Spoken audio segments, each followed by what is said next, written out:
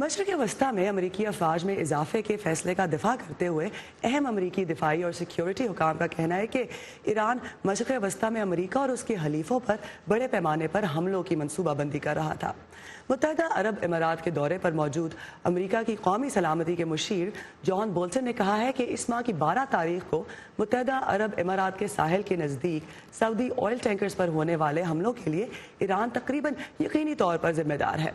दूसरी जानिब कायम मकाम अमरीकी वज़ीर दिफा पैट्रिक शैनहन ने अमरीकी इंटेलिजेंस इदारों की ईरानी खतरे से मुतालिक उन रिपोर्ट्स का दिफा किया है जिनकी बुनियाद पर अमरीका ने खित्ते में अपनी फौजी ताकत में इजाफे का फैसला किया। अमरीकी हुकाम की जानिब से ये बयानात एक ऐसे वक्त आ रहे हैं जब आज सऊदी अरब की दावत पर ईरान के साथ कशीदगी के पस मंज़र में अरब और मुस्लिम ममालिक की 3 अहम तंजीमों के इजलास हो रहे हैं। सऊदी अरब की जानिब से बुलाए गए खलीज तावन काउंसिल और अरब लीग के रुकन ममालिक का हंगामी सरबराही इजलास आज मक्का में हो रहा है। ये इजलास सऊदी अरब की जानिब से अमरीका और ईरान की बढ़ती हुई कशीदगी के पेश नज़र बुलाया गया है।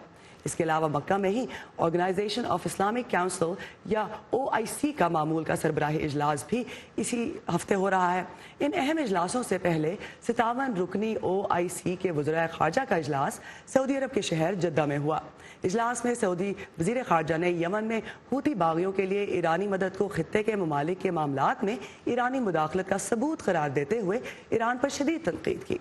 सऊदी अरब की सरबराही में होने वाले गल्फ काउंसिल के आज के हंगामी इजलास में कतर को भी मदऊ किया गया है। सऊदी अरब ने ईरान की हिमायत और दहशतगर्दी के इल्ज़ाम पर गुज़िश्ता 2 साल से कतर पर हवाई, ज़मीनी और समंदरी पाबंदियाँ आयद कर रखी हैं।